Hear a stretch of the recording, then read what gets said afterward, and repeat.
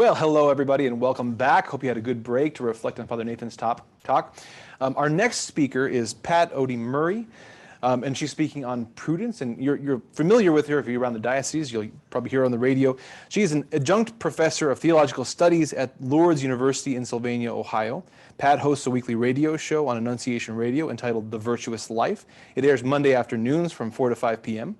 On the show, she discusses morals and virtues and how they are applied in our daily lives. Each week, Pat addresses one of the virtues and encourages listeners to discern upon them for everyday living.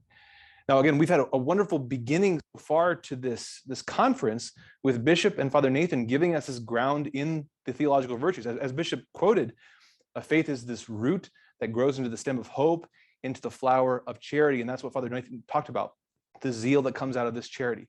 So from that base in the theological virtues, now we really turn to the active life with this topic of prudence. So please welcome Pat Oedy-Murray. Hello, good to be with you. I love, obviously, talking about the cardinal virtues and the theological virtues. As John Mark said, that is part of my radio show. But today I want to look at this idea of, I want to start from Proverbs. Proverbs has a great, a number of great passages when we deal with the cardinal virtue of prudence. But I just want to start with this. To you I call, my appeal is to the children of men. You simple ones gain resource. You fools gain sense. Give heed, for noble things I speak. Honesty opens my lips. Yes, the truth my mouth recounts, but wickedness my lips abhor. Sincere are all the words of my mouth. No one of them is wily or crooked. Now you might say, well, I didn't hear the word prudence in that passage, but the whole passage is about this idea of prudence, right? Truth and honesty. There's a lot of definitions that float around. And as I teach, your teachers, when I teach, my students are like, give me the definition, right? And I always say, well, there are lots of ways to say the same thing. So I'm going to be talking about it. I'll give you a couple kind of formal definitions, and then I'll give you the definition that I use from the text in my class in moral theology, because it kind of cuts to the quick and challenges us to look at prudence in our own lives. Then we'll talk a little bit about what that means for us, myself included, as a teacher. First of all, prudence disposes the practical reason to discern in every circumstance our true good and to choose the right means for achieving it. Okay, it's kind of a formal definition. Now, so practical reason is involved. And when we talk about the active life, how do we live virtue in the world today, inner worldly virtue? And you've already heard about theological virtue, these virtues that are infused by God's grace. And we certainly know that we can live out the cardinal virtues in a way through our intellect and our will, right? And that is common to humanity. But the idea that we have to be about is understanding in Catholic schools, especially, we are talking about, it's not just our intellect and our will. It is tuning that to the discernment piece that connects us to the source of our life, the grace of God. So when we talk about truth, right, and a real simple definition I give my students is seeking the truth so that we may do the good. Two things there. Seeking, which involves discernment and our brain, our intellect, truth, right? And doing, which is something we have to do with the truth. It's not enough to know the truth prudentially. We must do the truth. So when we talk about seeking truth, this puts us in a whole nother realm, because so often we think, well, prudential, right? And I'll hear people say that, well, that's a prudential decision. Well, yeah, it is. But the idea is, what do you base your prudential decision on, right? It's not just a matter of my truth or your truth. We're seeking the truth. The truth. That's really kind of a difficult thing for a lot of people to understand, that we're out there seeking the truth. And St. Thomas Aquinas would tell us, how do we know truth? Well, we know it through the natural law, and we know it through revelation, and they do not conflict. They come together to give us full truth. I often find it quite interesting during Holy Week, as you're listening to the readings and you're hearing, Christ is before Pilate. What's one of the great lines that Pilate has that just always sits with me? What is truth? Boy, that is relevant for us today. We're seeking the truth. And it is so hard for so many that a lot of times people just give up. Just do what they want to do. They really don't seek the truth. It's like, oh, this is too hard. And my students will say that, what do you mean? I got to think this through. It's hard. Yes, it is. Seeking truth is hard, but we're blessed that we have the natural law and divine revelation through the gospel, or through the scriptures, to help us understand that. So kind of keep that in mind, right? This idea that prudence doesn't define the truth, that's already been defined. The truth here and in natural law. So that's been defined. That's not my job. My job is to take the situation that I am in right now, using practical reason, looking at the truth and applying it to my circumstance. That's what it's all about. And then to act on it. That's why the vices that are connected with prudence are thoughtlessness and irresoluteness. Thoughtlessness, meaning I don't think anything through. Right? I act too quickly without ample knowledge. And irresoluteness, I don't act at all. I need more information. I need more information. So prudence is that center, that virtue that stands in the gap, okay, of what we experience in the world around us. So what does this mean for you as teachers, right? I think it's important for us to understand, and one of the documents that we're looking at is from Blessed Moreau. He gives a great quote that that will just resound with you as a teacher, okay? Teachers should expect to be criticized regularly in their careers. Some people will complain about their way of teaching. Others will complain about their discipline. Some will say that their students don't make any progress. Others will say that they are unjust in giving awards. Teachers who always act with prudence will know how to make light of all of this complaining, insofar as it is false and unjust, and they will be able to take care of those areas in which they should make some improvement. The best way to avoid such accusations is to use the following principles: study and distinguish the makeup of students in order to treat each one according to his or her specific needs, and prepare classes well. Well, first of all, I'm sure, I know that was a long quote, I'm sure that's never happened to you. No one has complained about the way you taught. No one has complained about your discipline. So maybe this doesn't speak to you. It speaks to me as a teacher, because this is what life is about. We think we're going to get into this, career. We love to teach. We love knowledge. That's why we're there. And sometimes our students just don't seem as excited about it as we do. So we can sometimes, just put our heads down and forge ahead. But that's not a prudent thing to do, right? The idea is we want to seek the truth. We want to seek the truth, and we want to present the truth to our students. Not my truth, not their truth, the truth. So that they know how to bring about good in their lives and in the lives of the people they touch. This becomes very, very important. And for you as a teacher, it's not just about teaching your students to discern, it's about teaching you to discern. One of the sub-virtues of prudence is docility, the ability to take guidance.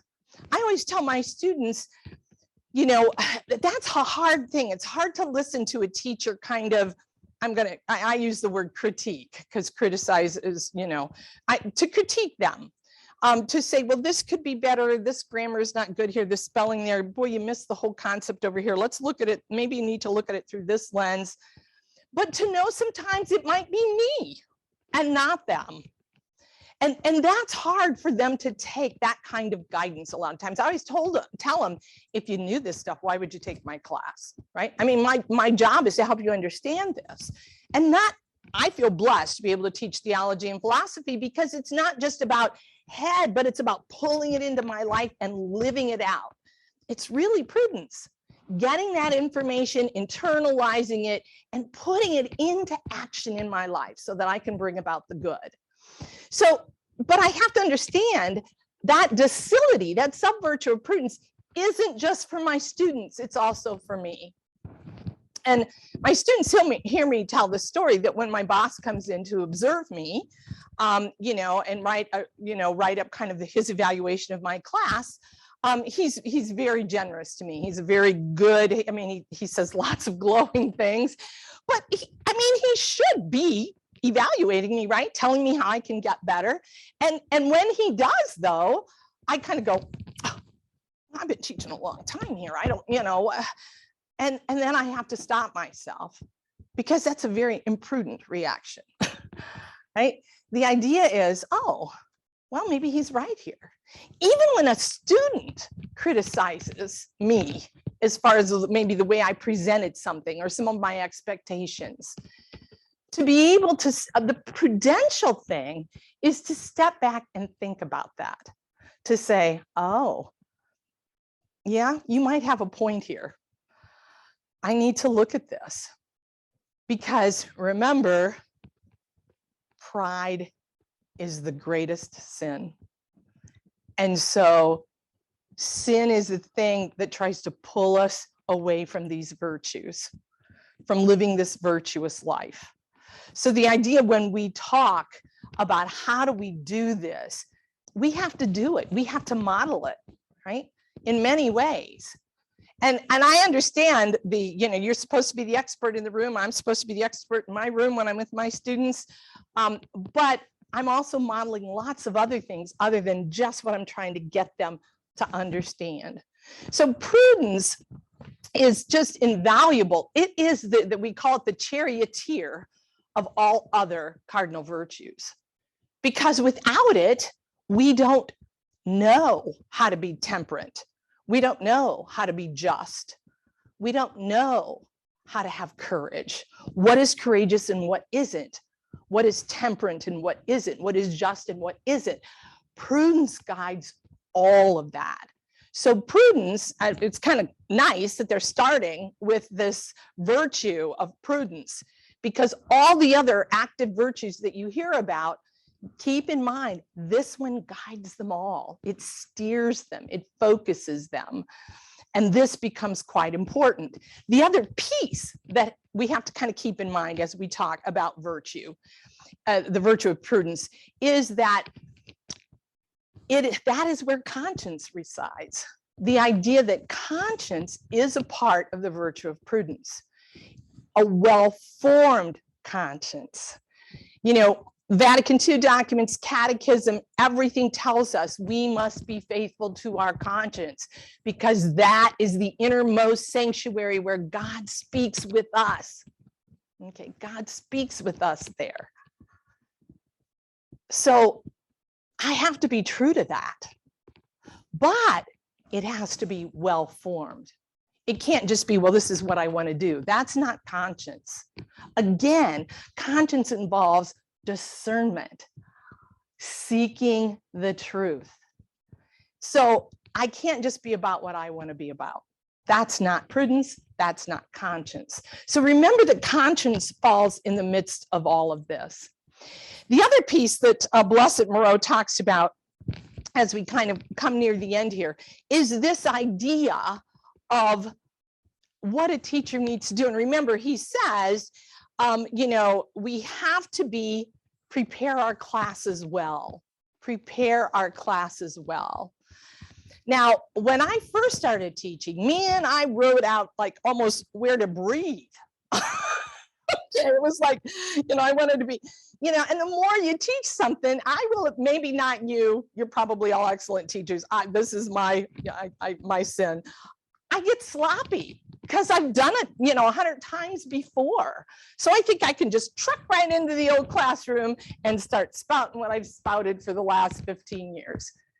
And then I'll get in there and I'll realize, oh my gosh, I didn't bring this and I don't have that. And I don't, and the Holy Spirit can bail me out many times, but I got to do my job too. So part of that preparation, right?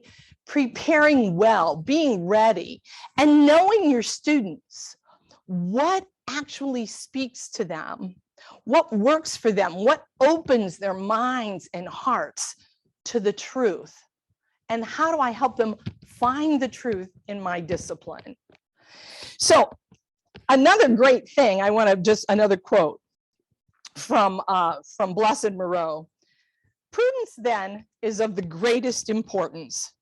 Experience is one sure path for acquiring it, but there is another upon which we must all rely, an openness to the Lord, especially in prayer.